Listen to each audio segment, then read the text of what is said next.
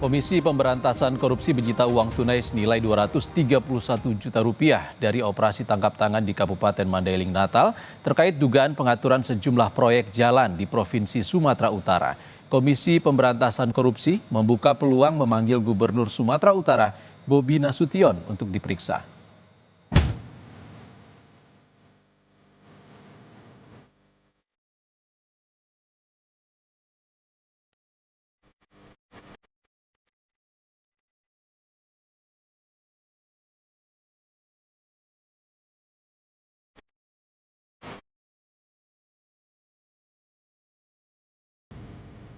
Uang senilai Rp231 juta disita Komisi Pemberantasan Korupsi (KPK) saat operasi tangkap tangan atau OTT di Kabupaten Mandailing Natal, Sumatera Utara.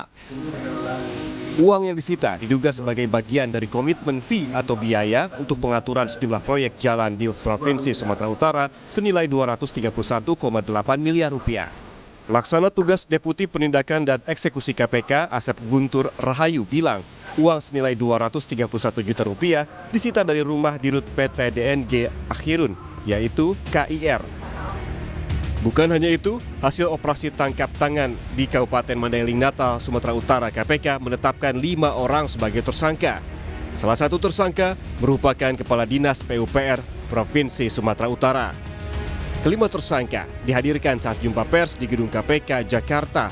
5 orang yang ditetapkan tersangka terdiri dari 3 orang penerima suap dan 2 pemberi suap.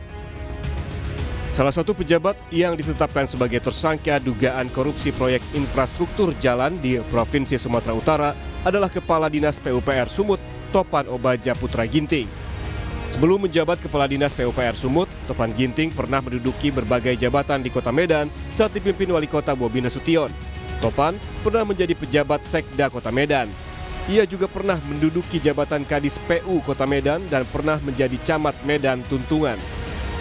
Topan Ginting merupakan alumni STPDN yang telah berganti nama menjadi IPDN. Ia lulus tahun 2007 yang kemudian ditempatkan sebagai ASN di Kota Medan. Dalam LHKPN tahun 2024, Topan Ginting memiliki kekayaan lebih dari Rp4,9 miliar.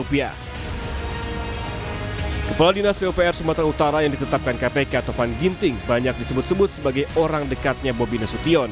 Karir Topan cepat melesat saat Bobi menjabat sebagai Wali Kota Medan dan Gubernur Sumatera Utara. Tertangkap tangan ini adalah yang dianggap sebagai salah satu dinas yang memang menjadi andalannya bagi Bobi Nasution, saya rasa seperti itu. Bukan karir yang main-main dan tidak semua birokrat itu mencapai tahapan itu ya, mencapai tahapan yang sangat tinggi seperti itu. Jadi dari karir itu kita bisa melihat bahwa beliau bukan sosok yang sebenarnya tidak berpengaruh, tapi punya pengaruh juga dan punya kedekatan lah ya bersama pimpinan saat itu.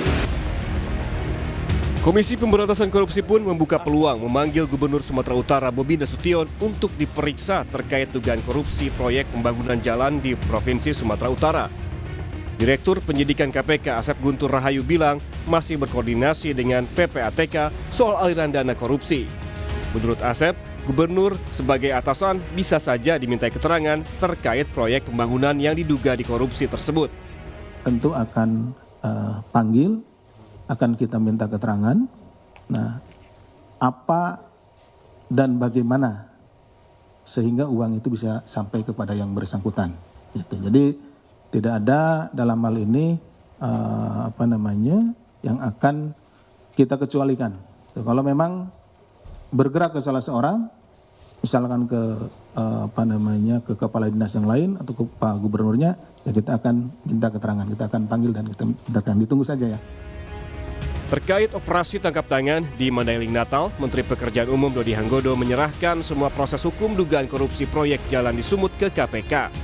Jika nanti terbukti bersalah, pejabat terkait wajib berhenti atau diberhentikan secara tidak hormat.